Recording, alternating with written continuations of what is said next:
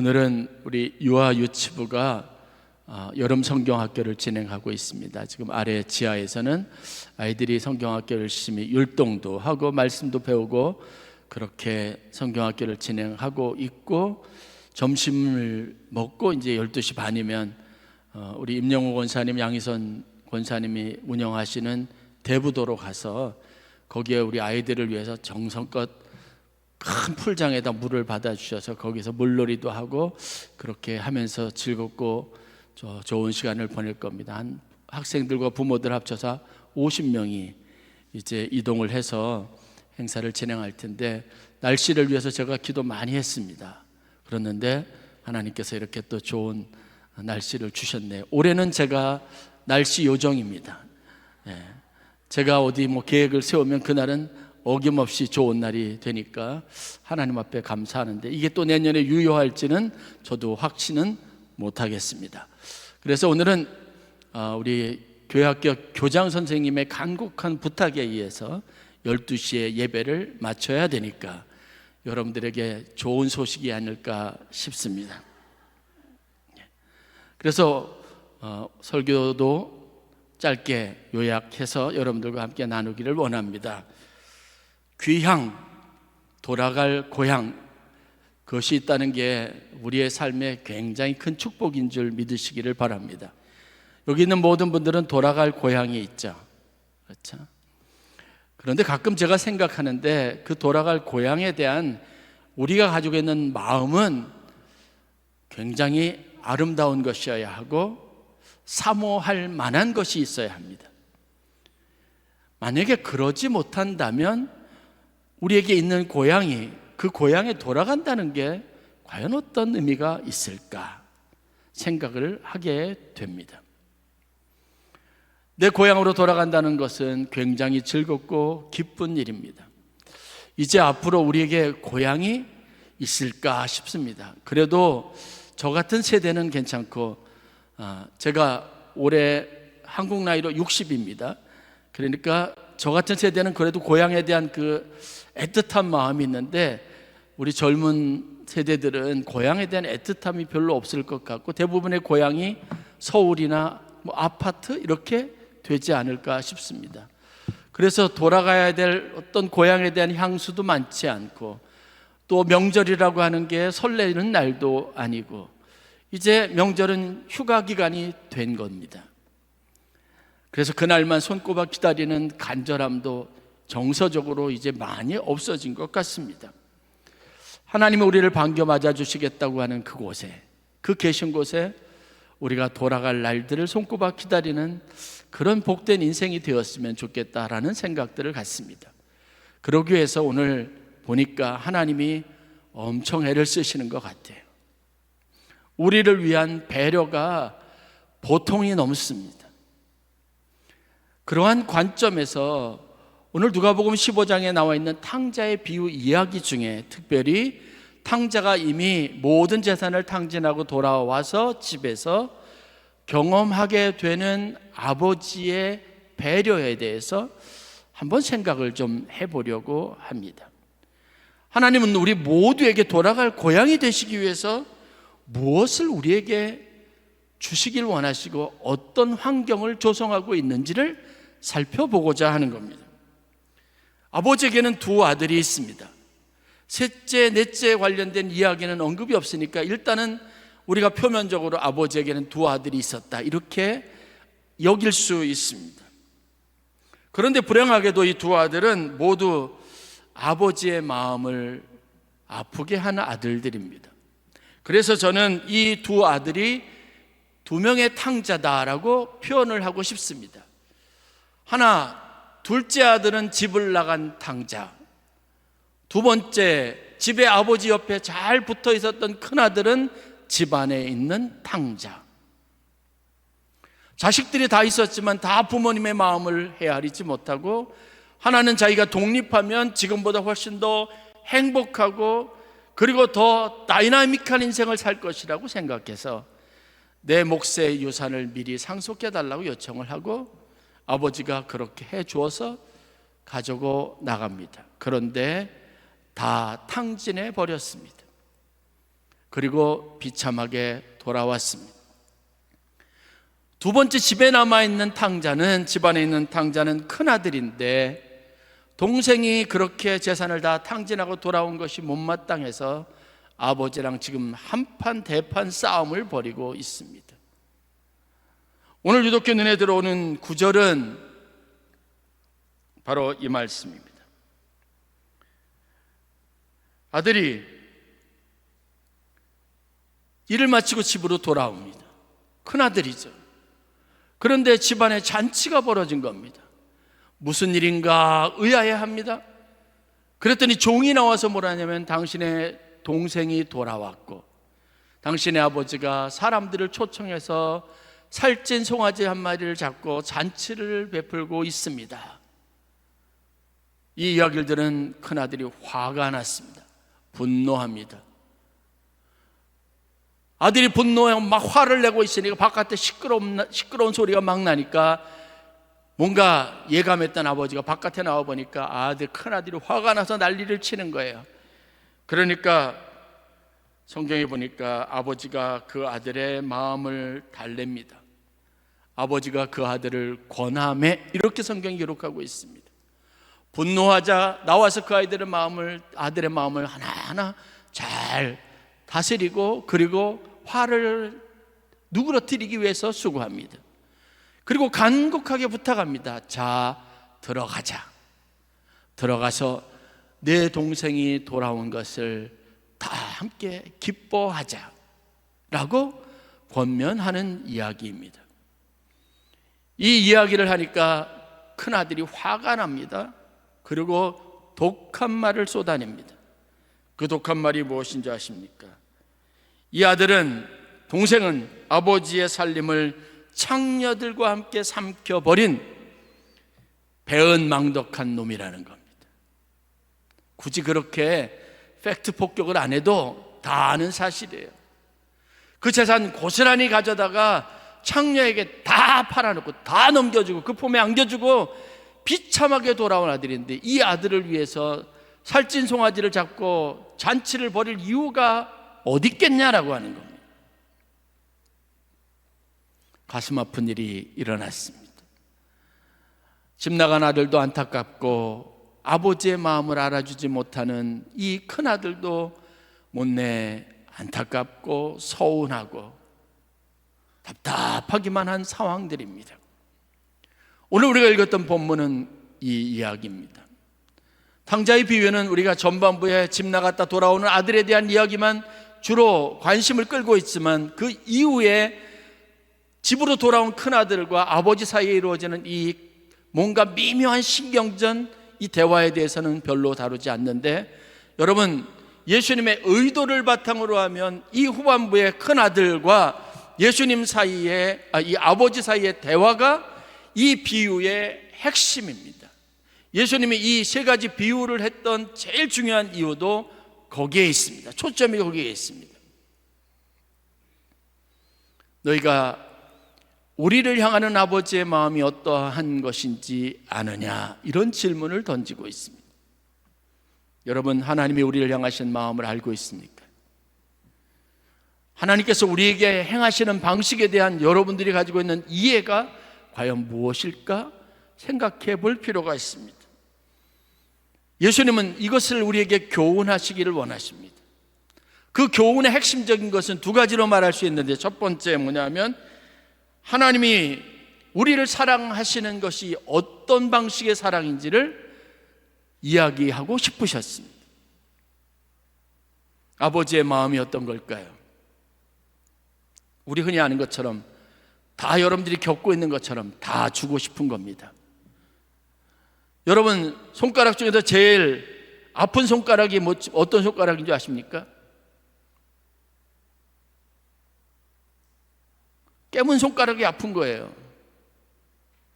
다시 말해서 지금 당장 고통 한가운데 있는 아픔을 경험하고 있는 손가락이 아픈 겁니다.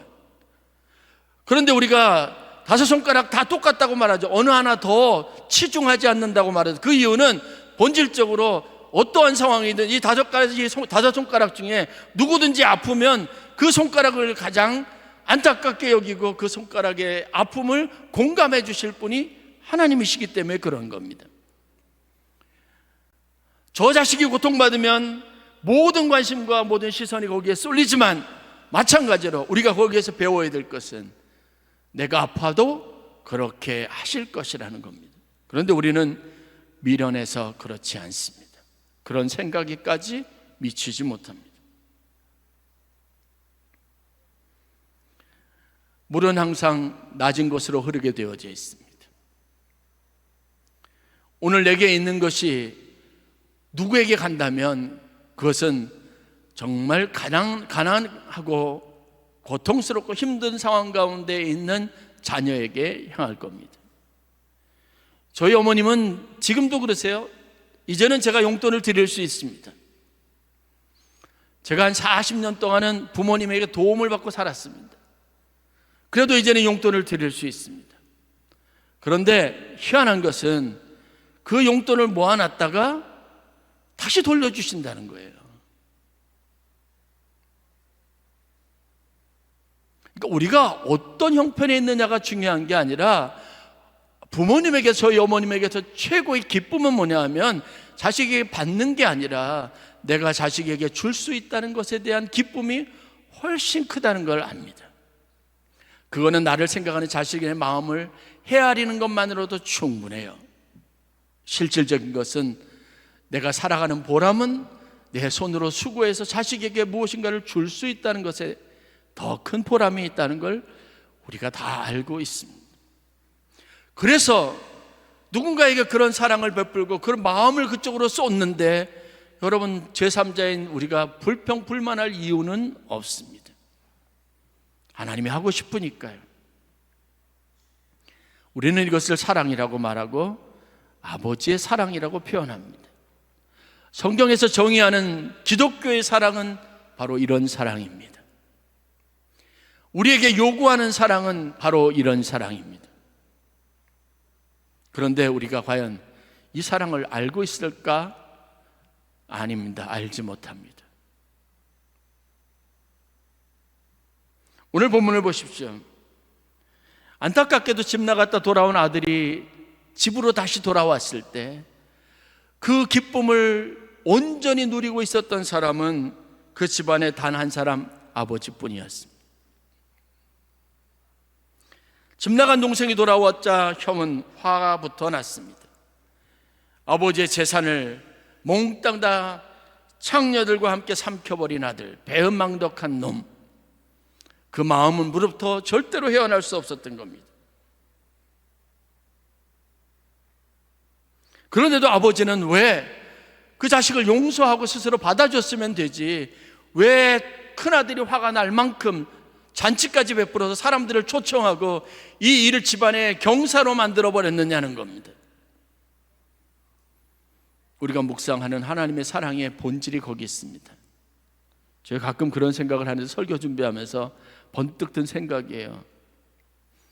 제가 만약에 저희 어머님이 지금 고향에 계시고 제 큰 형님, 우리 막내 동생이, 그래도 아들들 셋이 있는데 하나만 따로 떨어져 있고 아들 둘은 어머님 근처에, 형님은 어머님과 같이 살고 막내는 가까운 곳에 살고 있어요. 아무리 어머님이 계신 고향이지만 제가 만약에 저희 형님이나 우리 막내 동생하고 관계가 불편하고 싸웠다면 고향이지만 돌아가고 싶겠습니까? 아니죠. 저희 어머님이 그러한 모습을 보면 마음이 편하실까요? 아닙니다. 아마 저를 오라고 할 겁니다. 아들을 보고 싶어서가 아니라 어떻게 해서든지 형들과 동생과 화해했으면 하는 바람이 훨씬 더 클 겁니다. 아버지는 지금 자신에게 이 집을 나갔다 돌아온 아들이 모두에게 소중한 아들이 되기를 바라는 마음이 있습니다. 그게 살찐소를 잡고 잔치를 베푼 가장 중요한 이유입니다. 알아요. 이 사람에 대해서, 이 동생에 대해서, 이 아들에 대해서 다른 사람들이 어떻게 생각할지 압니다. 어떤 반감을 가질지도 예측할 수 있습니다. 큰형이 보인 반응은 우리가 상식적으로 다 이해할 수 있는 거예요. 재산을 탕진한 아들인데 옳고 그러면 따져야 하지 않겠습니까? 그 동생이 자기가 한 일에 대해서 후회하게 만들어줘야 될 거 아닙니까? 그래야 사람 될 거라는 생각을 가질 수 있습니다. 그런데 여러분, 아버지의 마음은 그곳에까지 미치지 못합니다. 지금 급한 것은 이 아들이 돌아왔을 때 돌아온 이곳이 너를 누구보다도 기다리고 환영한다, 이제는 너의 지난 삶은 문제가 되지 않는다라고 여겨주는 공동체, 가족들의 환영이 있기를 바라는 마음이 있었던 겁니다. 그게 잔치를 베푼 이유입니다. 그 목적이 없었다면 잔치를 베풀지 않아도 됩니다. 좋은 옷을 입히고 잔치를 베풀고 사람들을 초청합니다. 이 자식이 나갔다가 죽었다가 다시 살아왔습니다. 이 자식이 죽었다가 다시 살아났습니다. 아버지는 그 사실에 집중하면서 그것에 대한 기쁨과 감사에 너무너무 감사하면서 그 마음을 누군가 함께 나누기를 원하는데, 사람들은 하나도 그 기쁨을 나누지 못합니다. 죽었다 살아난 아들이 아니죠. 잘못한 아들입니다. 아버지를 힘들게 했던 아들뿐입니다. 판단할 뿐입니다. 하나님의 나라는, 교회는, 하나님이 우리에게 은혜와 사랑을 주신 목적은 분명합니다. 이곳을 하나님 잃어버린 영혼들을 구원하기 위해서 선택하신 믿음의 공동체 하나님의 나라라면, 이곳에서 하나님이 우리에게 요구하시는 것도 간단합니다. 저희 교회가 40주년을 맞습니다. 어떻게 의미 있게 보낼까를 작년부터 많이 고민하고 기도했습니다. 제 목표는 한 가지, 우리만의 축제가 되면 안 되겠다는 생각이었습니다.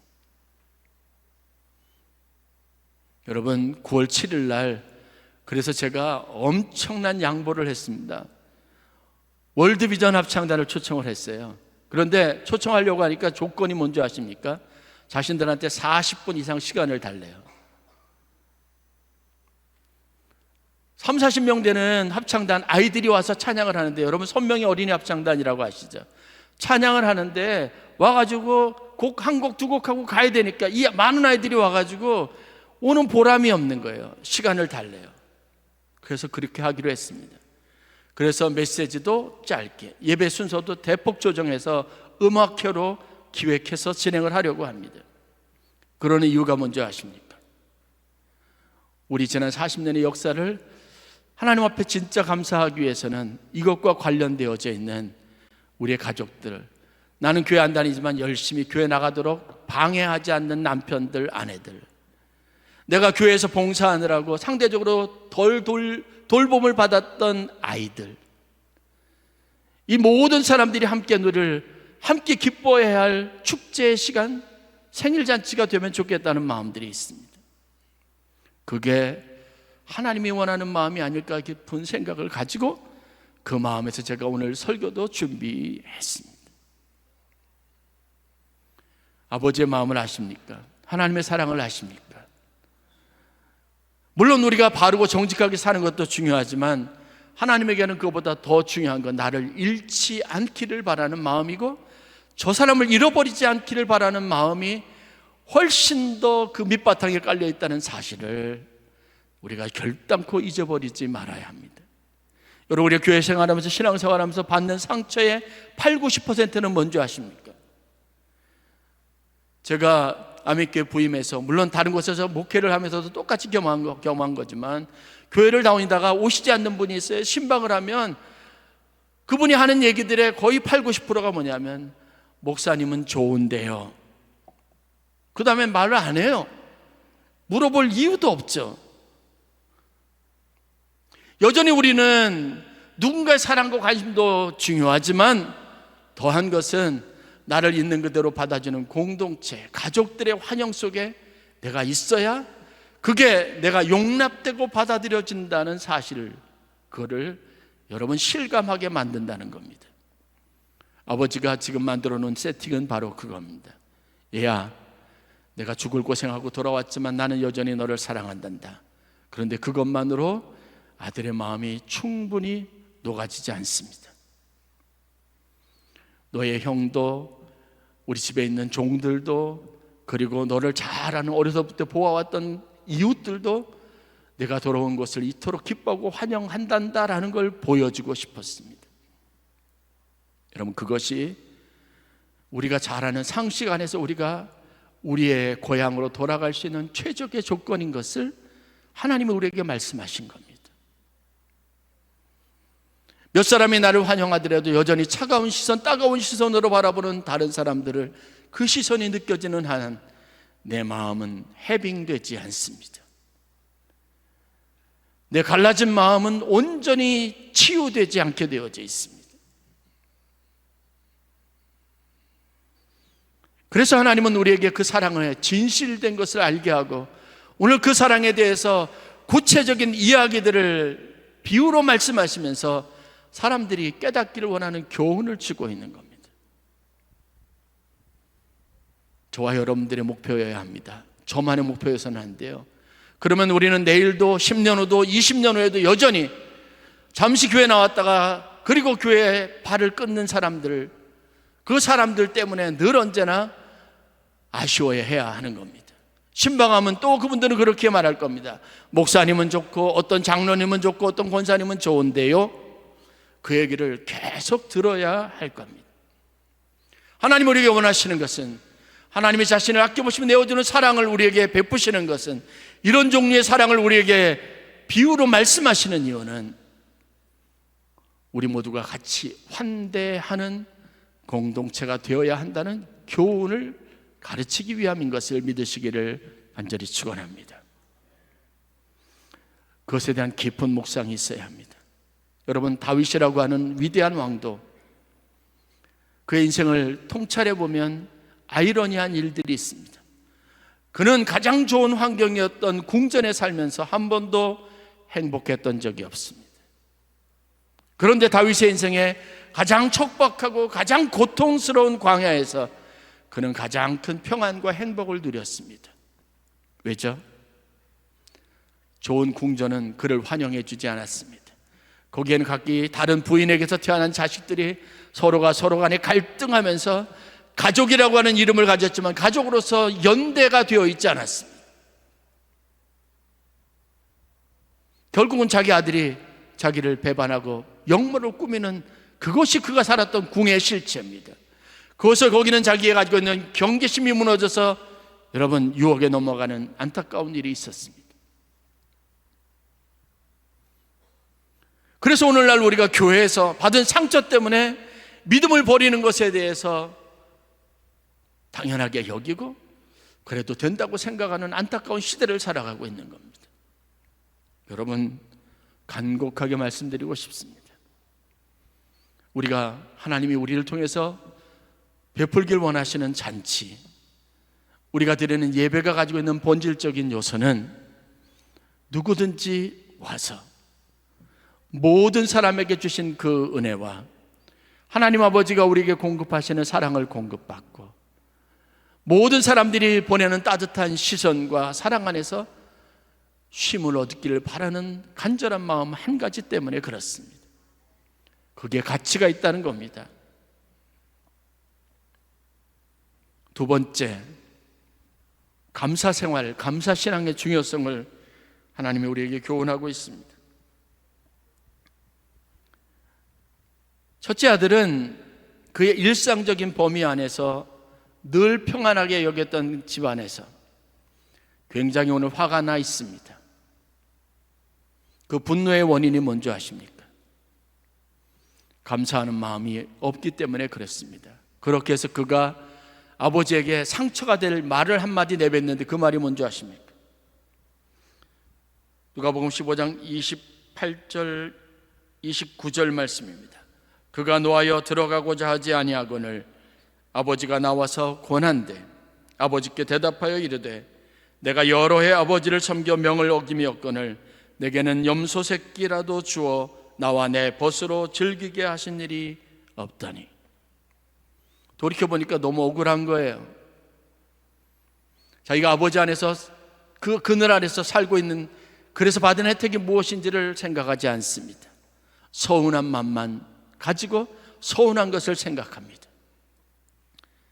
동생을 위해서는 살찐 소를 잡더니 나와 내 친구들을 불러가지고 내가 그렇게 평생 아버지 속 한 번 썩이지 않고 그렇게 열심히 살았는데 한 번도 잔치를 해준 적이 없는 아버지가 이렇게 하는 일은 부당하다고 말하는 겁니다. 그때 아버지가 대답합니다. 아버지가 이르되 예, 너는 항상 나와 함께 있으니 내 것이 다 내 것이로다.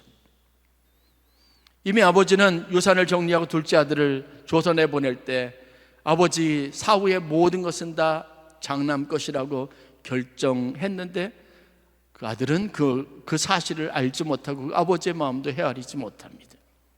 안타까움을 포로 표현한 거죠. 여러분, 우리가 가지고 있는 마음의 연약함이 그겁니다. 받은 것보다 준 것에 주목하면, 받은 것에 대한 감사보다 내가 남에게 어떻게 했고 무엇을 했는지 거기에 주목하면 내 마음은 한없이 가난해질 수밖에 없습니다. 이 가난한 마음에 사랑이 들어설 공간은 없습니다. 남을 받아들일 수 있는 여유도 없습니다.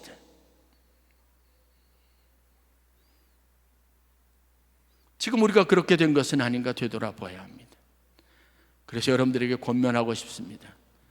인생을 살면서 이제 앞으로 준 것은 빨리 잊어버리세요. 까마득하게 잊어버리세요. 받은 것은 마음에 새기고 심장에 새기고 머릿속에 집어서 꼭꼭 그리고 잘 보관해 놓으십시오. 서운한 마음이 들고 마음이 분노가 오르고 갈등이 생기면 받은 것이 무엇인지 생각하십시오. 제가 주위에 있는 목사님들이나 많은 분들을 보았습니다. 막 모든 것이 정말 은혜롭게 잘 되다가 은퇴할 때쯤 되면 이게 심각해져요. 원인은 단 한 가지입니다. 받은 것은 생각 못하고 준 것만 생각하니까 그렇습니다. 내가 한 것만 생각하니까 그렇습니다. 가만히 보니까 저도 서운하게 생겼어요. 그렇게 생각하면 저도 감사함이 없습니다. 여러분들도 마찬가지입니다. 그것이 누구와의 관계이든, 그것이 회사와 관련된 일이든, 직장과 관련된 일이든, 여러분의 사업과 관련된 것이든, 아니면 여러분들이 상대하는 고객이나 친구나 이웃과 관련된 것이든, 그 사람들이 없었으면 나도 없는 겁니다. 그 사람의 수고들이 없으면 내 기업의 기반도 없는 겁니다. 그들이 일해주지 않으면 나 혼자 할 수 없었던 것이 내 삶입니다. 가족들도 마찬가지입니다. 내가 너에게 어떻게 해줬는데 감히 내가 나한테 그럴 수 있어요. 이 생각은 우리를 불행하게 만듭니다. 우리의 삶을 전쟁터로 만듭니다. 그 마음 대신 받은 것에 주목할 수 있는 지혜를 갖기를 주의 이름으로 간절히 축원합니다.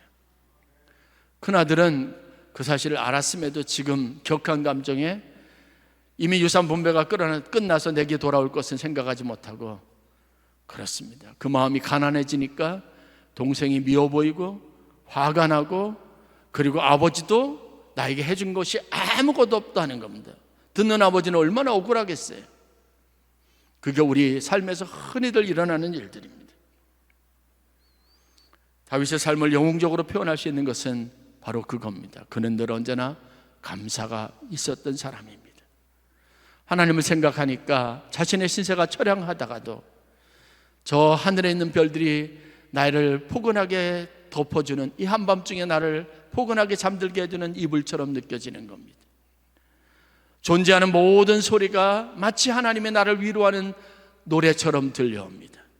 그것을 표현할 수 있는 묵상이 다윗에게 있었던 것처럼 우리가 아무리 어떤 현실 가운데 있어도 그 상황 속에서 감사라고 하는 두 단어를 떠올릴 수 있는 힘만 여러분에게 있다면 여러분은 아버지의 이 사랑도 할 수 있고 여러분들이 받은 것에 대한 감사도 있고 그 감사가 여러분의 마음을 뿌듯하게 만들기 시작하면 행복할 수 있습니다.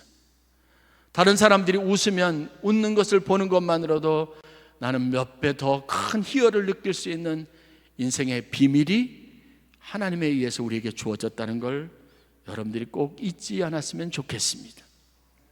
예수님이 십자가 위에서 보이신 모습이 뭘까 상상해 봅니다. 그 십자가에서 고통의 무게는 더 이상 느껴지지 않는 어느 순간이 왔을 때 예수님은 조심스럽게 이렇게 하나님에게 고백합니다.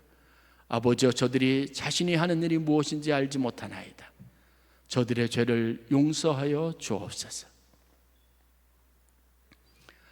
포악한 사람들이 어느 순간인가 내게 불쌍한 사람들로 보이기 시작했습니다. 하나님의 은혜가 풍성하게 있는 사람의 고백입니다. 그 입에서 나올 수 있는 풍성함입니다. 아버지의 사랑을 아버지의 마음으로 배우시고 여러분의 삶에 감사를 더 풍성하게 하셔서 여러분을 불행하게 하는 모든 조건들을 선제적으로 물리칠 수 있는 영적 힘을 가진 성도들이 되실 수 있기를 주의 이름으로 간절히 축원합니다.